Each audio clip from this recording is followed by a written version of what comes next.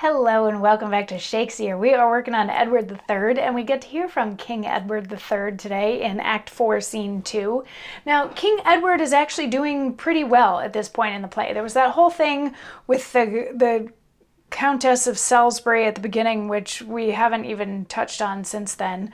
But now he's fighting a war against the French, and his navy beat the French navy. His army is just sort of decimating France as it goes across. His son, Prince Edward, has proven himself in battle and therefore been knighted in the whole thing, and King John of France is on the retreat and has run away. So some of the troops have gone that way to follow King John, and King Edward and some of the troops have gone this way to Calais, which is another city in France, where they are sort of laying siege.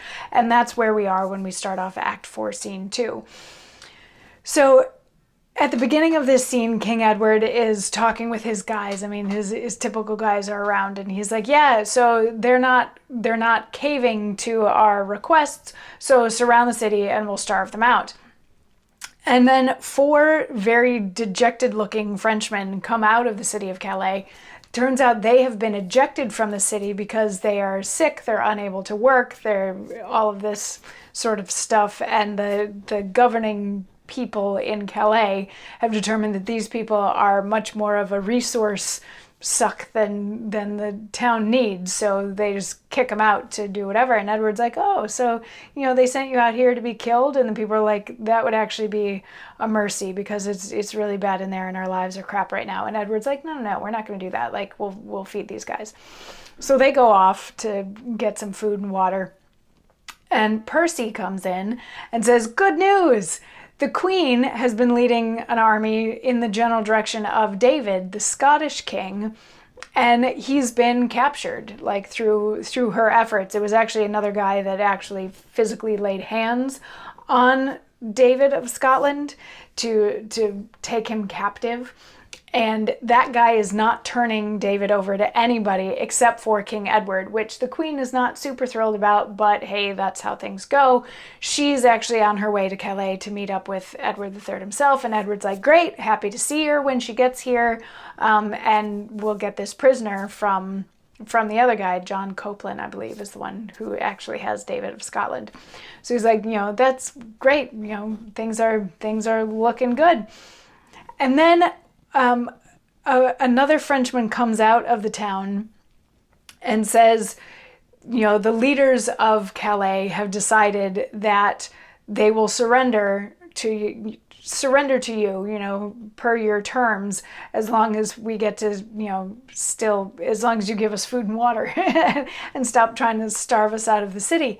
And King Edward says, they will so. Then belike they may command, dispose, elect, and govern as they list. No, sirrah, tell them, since they did refuse our princely clemency at first proclaimed, they shall not have it now, although they would. I will accept of naught but fire and sword.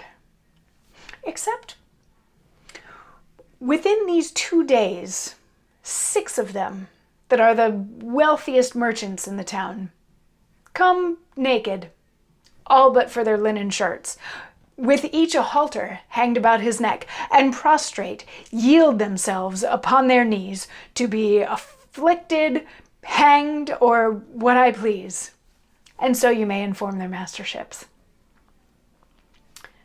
So he starts off this little monologue with a bit of a psych. He's like, because the Frenchman comes out and says that they will surrender. And he's like, oh, great, then everything can just go back to normal and they can have their city back. Nope. No, they can't, because they didn't take my offer before. They waited until now to do it. So it's too late. That offer's not on the table anymore.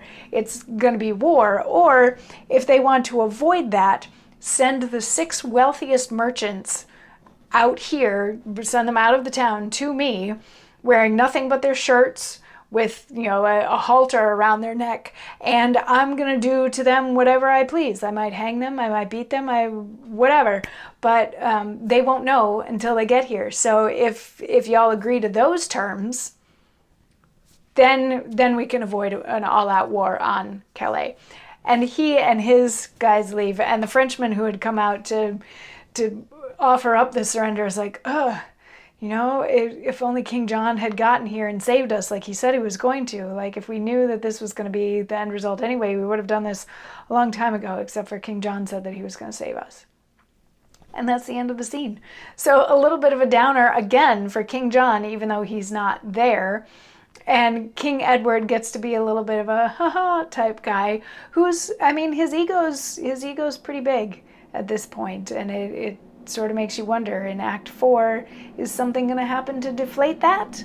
We don't know. There's still a whole bunch of war left to go, and we got to bring the Queen back in and see what happened with the King of Scotland, and there's plenty still left. So come on back tomorrow for more. I'll see you then. Mwah.